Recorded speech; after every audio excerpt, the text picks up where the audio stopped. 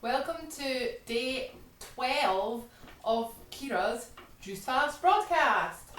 So it's day 12 and I've had a good day produce wise. This morning I woke up and I had a juice quite similar to the one I'll show you in a second here. I'm going to be having for my dinner. And then afterwards I had some fruit just in its whole form. So I had a banana, had an apple, just to ease myself into eating solids again. I drank lots of water with lemon and apple cider vinegar and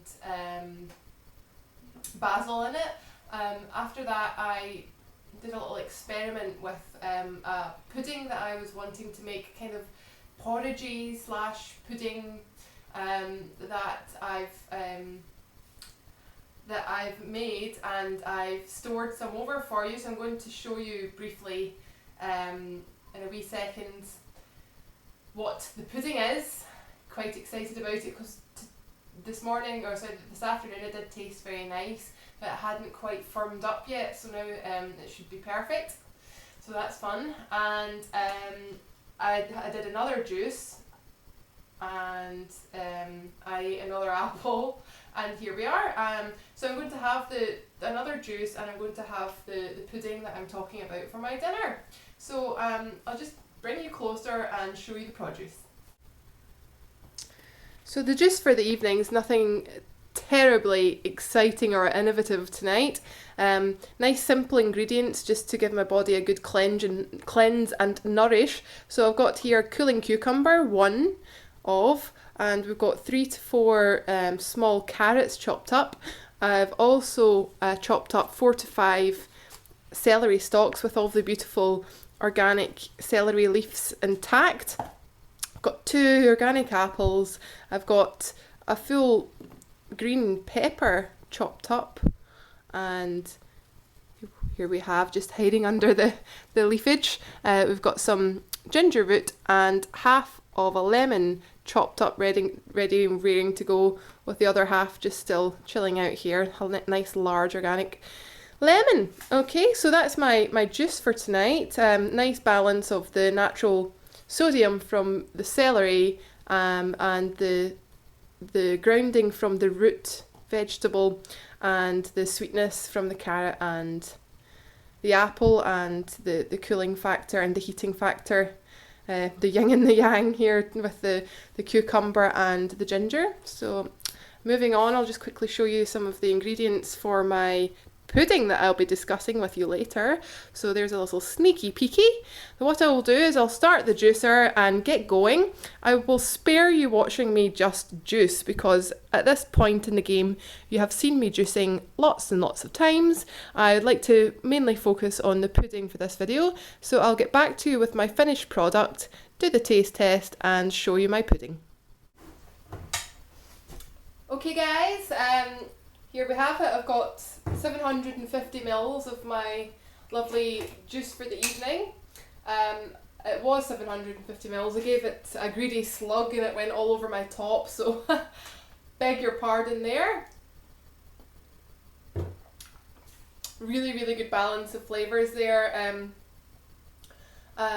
It's still quite on the savoury side, even though you can taste a bit of the sweetness, so just to let you know, it isn't an overtly sweet juice. So I'll just give it another swig and then I'll get to my pudding. So with the pudding, it is Brazil nut milk and chia seed pudding. Okay, so what I did first of all, I will do a separate video taking you through this step by step on how to make the recipe. But for now, I'll just give you an overview just so you know what I'm eating and introducing back to my diet solid wise. So the Brazil nuts I show you here, they're absolutely fantastic. Very high level of selenium and other beautiful omegas, and high and very good fatty acids there, very good in protein.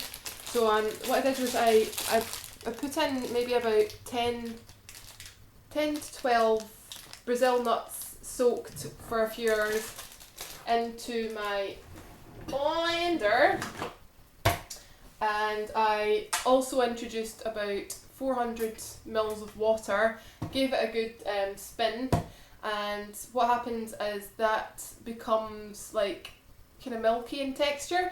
You can amend the thickness or the thinness depending on how many nuts you put in, and the nut to water ratio, so to speak.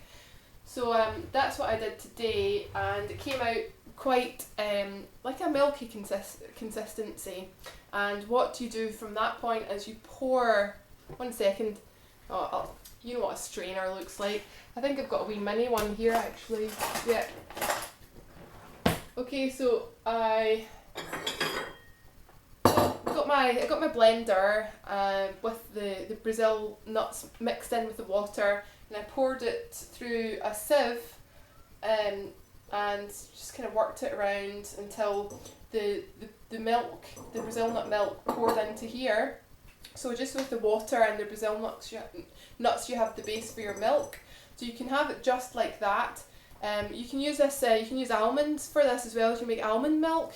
It's very popular in the supermarket right now, and at least if you do it at home, you know that you're not getting any additives, preservatives, artificial sweeteners, and it's all nice and fresh, and you just make it to order, so to speak.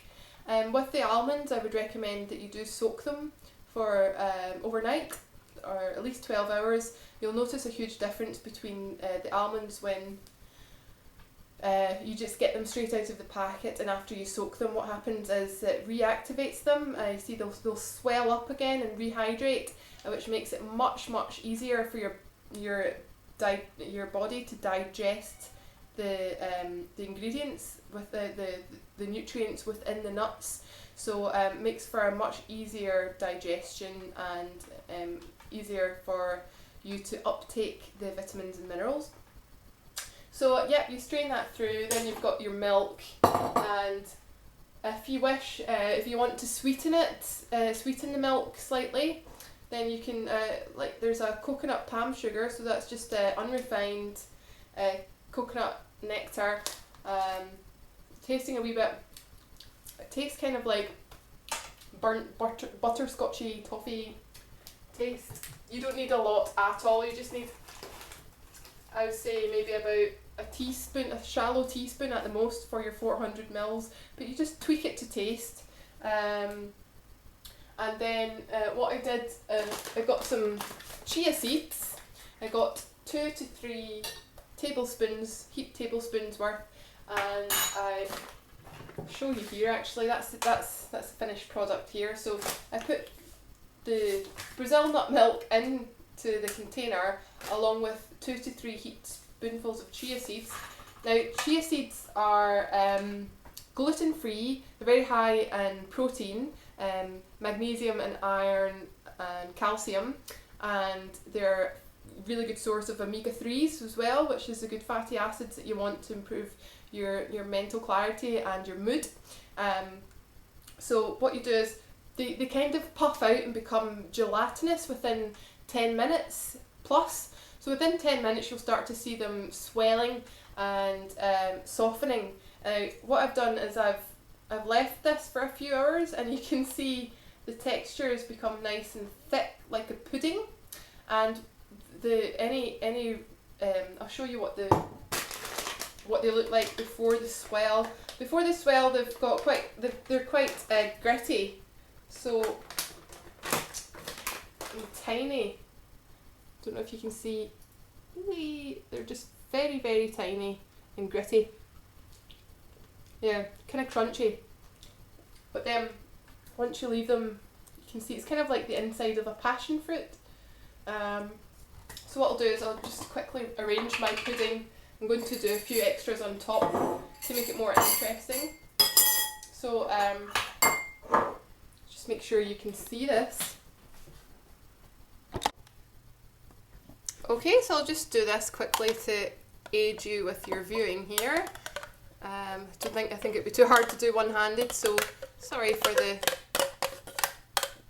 extreme close-up here.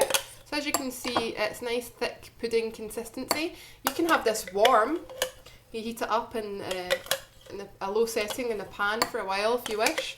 It's very tasty cold as well, so it's whatever it's your preference is best. I think this would be really nice in the morning. I'm looking forward to trying this for our morning breakfast. So as you can see, that's the pudding here. Now what I will do as well to make it much more fancy is I'm going to get some goji berries. Goji berries are one of the most popular antioxidant superfoods. Very, very health giving. I'll get into that more in the video while I actually show you the proper recipe. So I'm just garnishing with like 3 goji berries, and then we've got the raw cacao nibs, which is really good for it's a really good antioxidant as well, and really boosts your metabolism. It's supposed to be very good for energy as well. So I don't want too much because it's dinner time. I don't want to be bouncing off the walls all night. So just tiny wee cracks of this. I'd probably put more in the morning. You can smell it from here.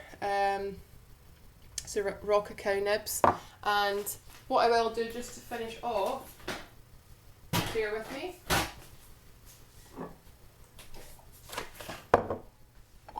Completely at your discretion, I'm going to be putting in a wee bit of manuka honey, which is apparently manuka honey is found in New Zealand, and it's supposed to be really, really great for your immune system. So I've kind of veered away from honey for a long time because I wanted to be as like vegan as possible, within reason.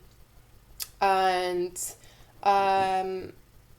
apparently like a bee spends its whole life collecting round about the equivalent of 2 teaspoons worth of honey for its whole life, and then that's kind of like, so anyway, and obviously bees are very important for the ecosystem, so we want to make sure they're protected, and this is a very good brand apparently. So it's up to you if you want to use the honey or not, but I am going to just use a tiny wee bit of honey, and I noticed this lunchtime it really pops out the nice flavour and the texture, and it makes it all nice and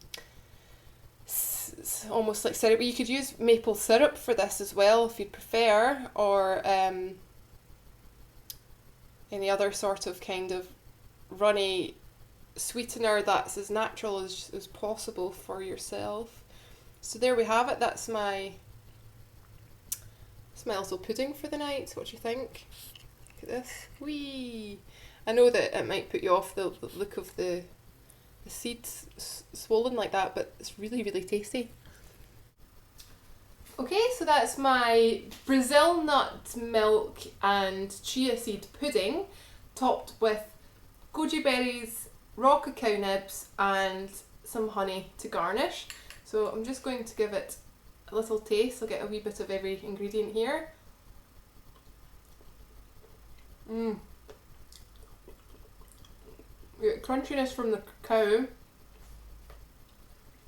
which the cacao bean is what chocolate's eventually made from. The raw cacao bean's very, very health giving. And then you've got the sweetness coming through from the honey, and then the crunchiness of the dried goji berry, which is a nice kind of sour berry taste. So I love it.